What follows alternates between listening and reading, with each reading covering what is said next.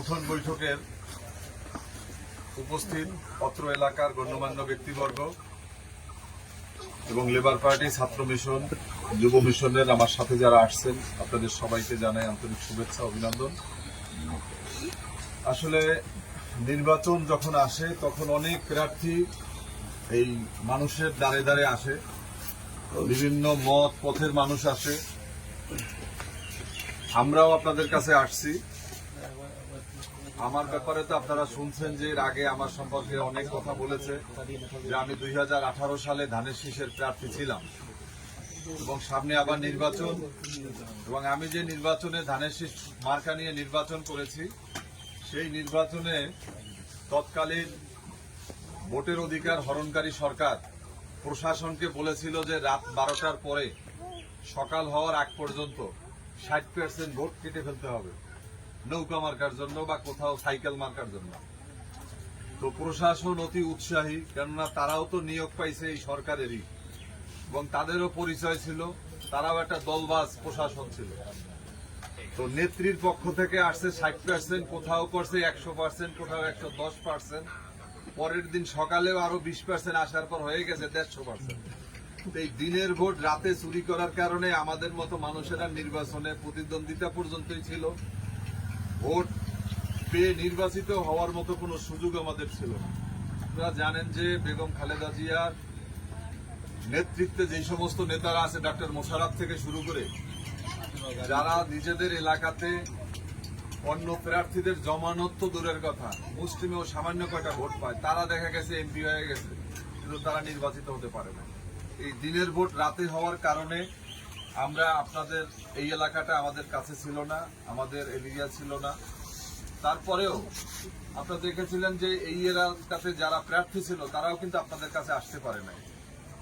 তো এখন পরিবর্তন হয়েছে, এই 5ই আগস্টে যেই গণ অভ্যুত্থান হয়েছে, আমরা এখন দীর্ঘ 17টি বছর যেই স্বপ্ন নিয়ে বেগম খালেদা জিয়া, দেশনায়ক তারেক রহমানের নেতৃত্বে এদেশের মানুষের ভোটের অধিকার, ভাতের অধিকার এবং তার যেই মৌলিক যেই সমস্যাগুলো রয়েছে, আপনারা বলেছেন রাস্তার কথা, আমি নিজেই রাস্তা দিয়ে আসছি এবং আমি আমার এখানে যারা নেতৃবৃন্দ আছেন তাদেরকে বলবো যে আমরা এখন পর্যন্ত ক্ষমতায় যাই না। আমাদের বিএনপি, লেবার পার্টি আমরা একত্রেই কাজ করি, আমাদের একই মিশন। আমরা বিগত সরকারের বিরুদ্ধে এই আন্দোলন সংগ্রামের মধ্য দিয়ে একটা গণ অভ্যুত্থান হয়েছে, সেই গণ অভ্যুত্থানেও আমাদের লেবার পার্টির 2জন লোক শাহাদাত বরণ করেছে।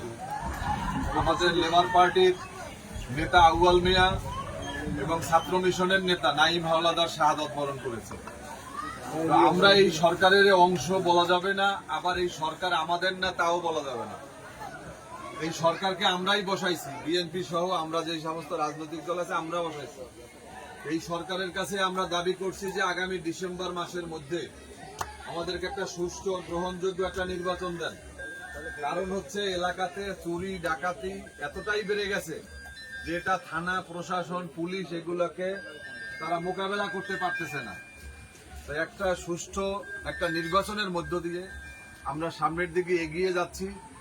আপনারা শুনেছেন যে সরকারের পক্ষ থেকে একটা তারিখের কথা বলা হয়েছে, আগামী কালকে দেশনায়ক তারেক রহমানের সাথে ডক্টর মোহাম্মদ ইউনূসের একটা বৈঠক হবে। আমরা আশা করব যে এই বৈঠকের মধ্য দিয়ে আগামী ডিসেম্বর মাসে নির্বাচন হবে। আমরা এমন একটা বার্তা আমরা শুনতে চাই। ঠিক, আমরা ডক্টর ইউনূসের প্রতি আমাদের আস্থা আছে। আমরা আগামী দিনেও আমরা ডক্টর ইউনূসকে আমরা সম্মানের জায়গায় আমরা রাখতে চাই। আমরা বিশ্বাস করি যে ডক্টর মোহাম্মদ ইউনূসের মতো ব্যক্তির জন্ম হয়েছিল বলেই খুনি হাসিনা পালিয়ে যাওয়ার পরে যেই পরিবেশ পরিস্থিতি ছিল, এই বিগত পালিয়ে যাওয়া সরকার তারা এখানে অনেক ষড়যন্ত্র করেছে, অনেক চক্রান্ত করেছে। এখানে ভারতীয় বাহিনী ঢুকিয়ে এখানে আমাদের দেশকে দখল করার মতো পরিস্থিতি তারা তৈরি করেছে। এখনো প্রতিদিন ভারত সীমান্ত দিয়ে বাংলা ভাষাভাষী কলকাতার যে সমস্ত হিন্দু মুসলিম ভাইরা আছে তাদেরকে আমাদের ভিতর ঠেলে দেয়। আমি জানি এখানে আমাদের অনেক হিন্দু কমিউনিটির বন্ধুরা আছেন। আমরা অন্যান্য দলের কথা আমরা বলবো না, বাংলাদেশ লেবার পার্টি অন্যান্য রাজনৈতিক দলের চেয়ে আলাদা। আমাদের স্লোগান হচ্ছে ধর্ম, কর্ম, সাম্যবাদ। ধর্ম বলতে বলা হয় না যে ইসলাম বলি নাই আমরা। আমাদের স্লোগানে এসে ধর্ম কর্ম সাম্যবাদ। আমরা প্রথম ধর্ম, সমস্ত ধর্মে বিশ্বাস করি। আমাদের লেবার পার্টির অন্যতম ভাইস চেয়ারম্যান হিন্দু রত্ন রামকৃষ্ণ সাহা।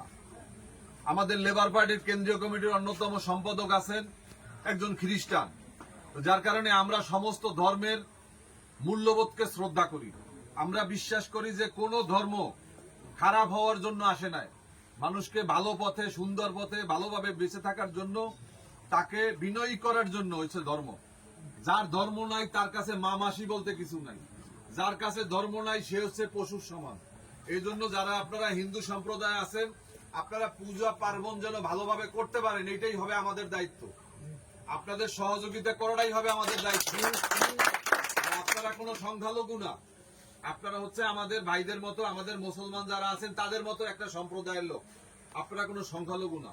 আপনাদের যে ধর্মীয় যে স্বাধীনতা, এটা নিশ্চিত করা, এটা হচ্ছে আমাদের রাষ্ট্রের দায়িত্ব। সেই রাষ্ট্রের একটা দায়িত্বে যাওয়ার জন্য আমরা প্রচেষ্টা চালাচ্ছি। আমরা বেগম খালেদা জিয়ার নেতৃত্বে আমরা বিশ্বাস করি যে বিগত দিনে আওয়ামী লীগ যেই কাজ করেছে, আপনারা দেখেছিলেন যে এখানের যারা মুসলমান সংখ্যাগরিষ্ঠ, যদি তাদেরকে বলি, এখানে আলেম ওলামাদেরকে কিভাবে গ্রেফতার করা হয়েছে, নির্যাতন করা হয়েছে, নিপীড়ন করা হয়েছে। হিন্দু সম্প্রদায়েরও বাইরে ছিলেন না। আপনাদের শ্মশানঘাট দখল করা হয়েছে, মন্দির থেকে প্রতিমার অলংকার চুরি করা হয়েছিল হাসিনার সময়। আমরা দেখেছি বহুত হিন্দুদের জমি জমা, বিভিন্ন মন্দিরের বাড়ি জায়গা পর্যন্ত সুরঞ্জিত সেন গুপ্তর বিরুদ্ধে অভিযোগ রয়েছে। কয়েক বিঘা জায়গা তিনি মন্দিরের জায়গা দখল দিয়া, ওই হিন্দুরা তারপরে তারা কিন্তু সাংবাদিক সম্মেলন করেছে।